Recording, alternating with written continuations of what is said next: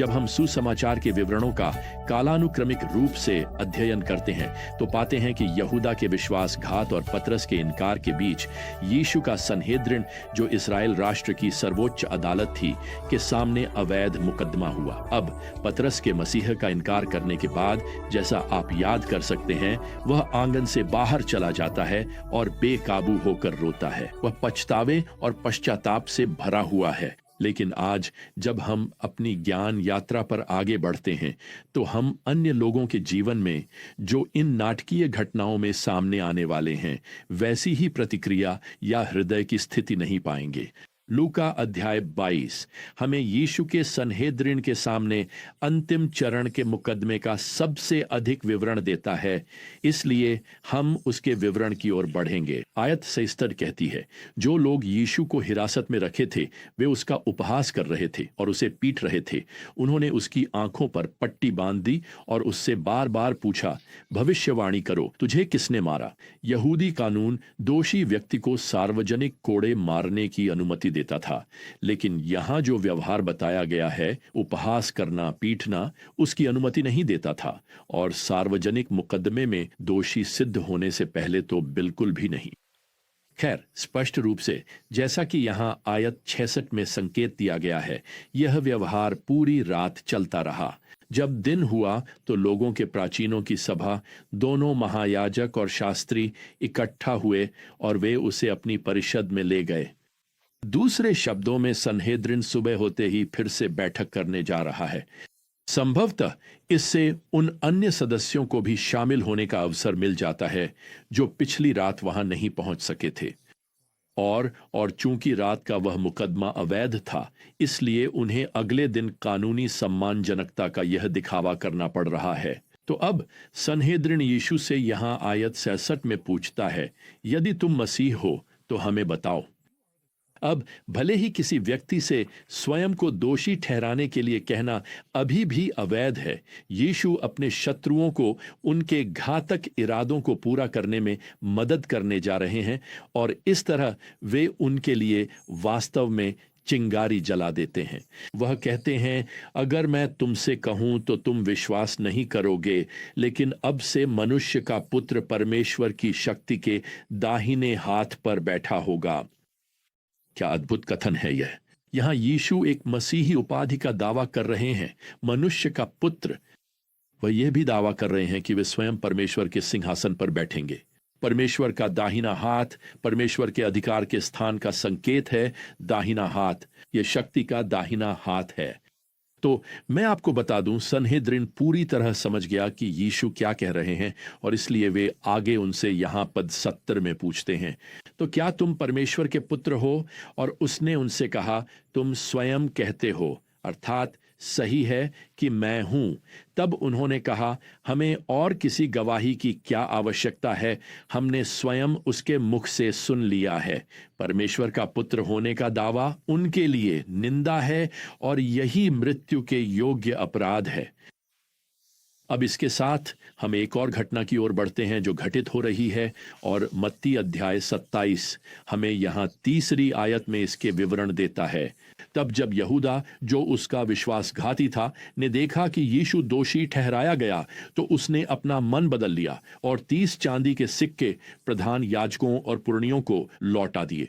यहां यहूदा पछतावे का अनुभव कर रहा है, लेकिन पतरस के विपरीत इसमें कोई पश्चाताप नहीं है। वास्तव में इस पद में कहा गया है कि यहूदा ने अपना मन बदल लिया। भले ही यहूदा यह विश्वास नहीं करता कि यीशु परमेश्वर का पुत्र है, उसने एक निर्दोष व्यक्ति को मृत्यु दिलाने का हिस्सा बनने की अपनी इच्छा के बारे में अपना मन बदल लिया है।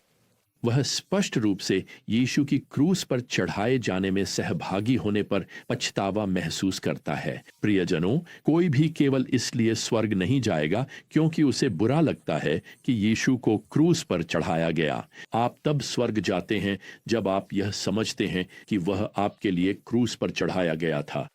आप स्वर्ग नहीं जाते क्योंकि आपको पता चला आपने पाप किया। आप स्वर्ग इसलिए जाते हैं क्योंकि आपने उससे आपको बचाने के लिए कहा है।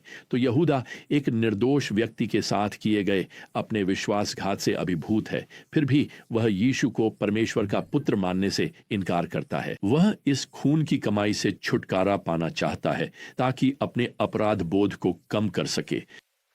इसलिए वह मुख्य याजकों और बुजुर्गों से यहां चौथे पद में कहता है, मैंने निर्दोष लहू का विश्वासघात करके पाप किया है। उनका जवाब है, इससे हमें क्या, तू खुद ही देख ले। दूसरे शब्दों में, हमें यीशु की निर्दोषता से क्या लेना देना, यह तुम्हारी समस्या है। मुझे इसमें कोई संदेह नहीं है कि यहूदा व्यवस्था विवरण अध्याय 27 पद 25 से परिचित है। मूसा की व्यवस्था में लिखा है, शापित है वह जो निर्दोष लहू बहाने के लिए घूस लेता है। यहूदा जानता है कि वह ऐसी घूस लेने का दोषी है। उसने व्यवस्था का उल्लंघन किया है। लेकिन मैं आपको बताना चाहता हूं, धार्मिक नेता इस बारे में कुछ नहीं कर सकते। क्यों? क्योंकि वही लोग हैं जिन्होंने उसे पैसे दिए थे। देखिए, उन्होंने भी व्यवस्था का उल्लंघन किया है।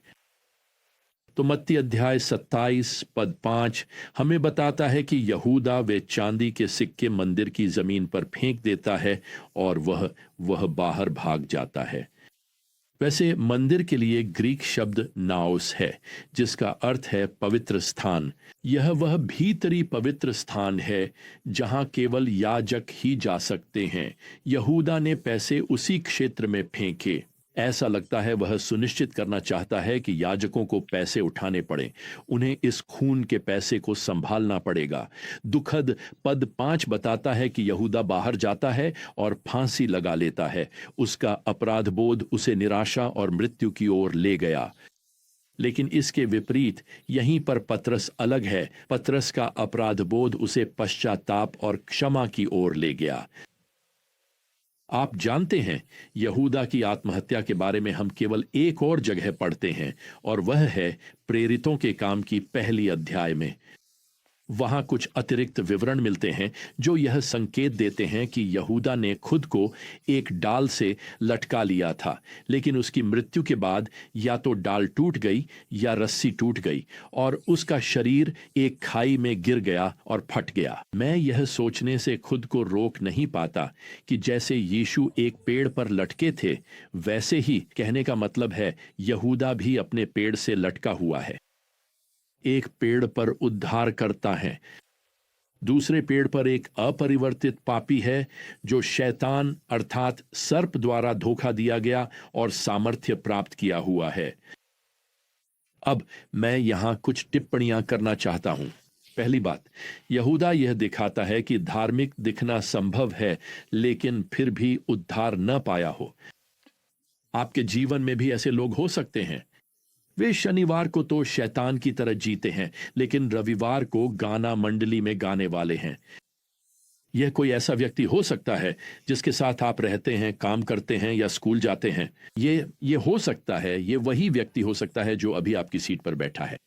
हर बाहरी रूप से सब कुछ सही लगता है, लेकिन आप और भगवान जानते हैं कि सब कुछ गलत है। खैर, यहां मैं दूसरी बात कहना चाहता हूं। यह संभव है कि कोई मसीह की सेवा करे लेकिन मसीह से प्रेम न करे। यहूदा 12 मूल शिष्यों में से एक था। उसे प्रचार करने के लिए मिशन यात्रा पर भी भेजा गया था और उसे बीमारों को चंगा करने की शक्ति भी दी गई थी। यहूदा शास्त्र का उद्धरण कर सकता था, लेकिन वह शास्त्र के लेखक को नहीं जानता था। खैर, इसके साथ ही मैं तीसरी बात कहना चाहता हूं। यह रही वह बात, यह संभव है कि कोई सत्य को सुने लेकिन उसे अपने जीवन में लागू न करे। अब सच कहूं तो यह सिर्फ यहूदा की समस्या नहीं है, यह मेरी भी समस्या है, यह आपकी भी समस्या है। हम सब हर बार जब हम परमेश्वर का वचन उठाते हैं, कुछ नया सीखते हैं, तो यह जोखिम उठाते हैं। यही कारण है कि विश्वासियों के लिए यह संभव है कि वे अपने विश्वास में बूढ़े तो हो जाएं, लेकिन कभी परिपक्व न हों। वे बाइबल से तो कई बार गुजरे हैं, लेकिन बाइबल कभी उनके भीतर से नहीं गुजरी। जैसा कि मेरे एक प्रोफेसर कहा करते थे, मसीही होने के नाते यह संभव है कि हम बुरी तस्वीरों की तरह बन जाएं, प्रकाश के प्रति अधिक उजागर लेकिन कम विकसित। खैर, मत्ती हमें बताता है कि यहूदा के खून के पैसे से एक खेत खरीदा गया, और वैसे इसकी भविष्यवाणी पुराने नियम में की गई थी। यह खेत याजकों ने उन 30 चांदी के सिक्कों से खरीदा था, और उस खेत का उपयोग अजनबियों के लिए कब्रिस्तान के रूप में किया गया। यह यरूशलेम के आसपास सभी लोगों के बीच, ध्यान दें, खून का खेत के नाम से प्रसिद्ध हो गया। इसे नजरअंदाज न करें। यीशु मसीह को ठुकराने की यह रोजाना याद दिलाने वाली चीज दरअसल एक कब्रिस्तान है। मनुष्य द्वारा बनाई गई उस धर्म की कितनी सटीक तस्वीर है जो यीशु को अस्वीकार करता है। धर्म आपके लिए जो सबसे अच्छा कर सकता है वह है एक अच्छी कब्रगाह देना। और प्रियजनों, जब मैंने यूरोप के गिरजाघरों का दौरा किया तो यह सत्य बार बार मेरे मन में आया, क्योंकि ये उपासना स्थल आज वास्तव में महंगे समाधि स्थलों के अलावा कुछ भी नहीं है।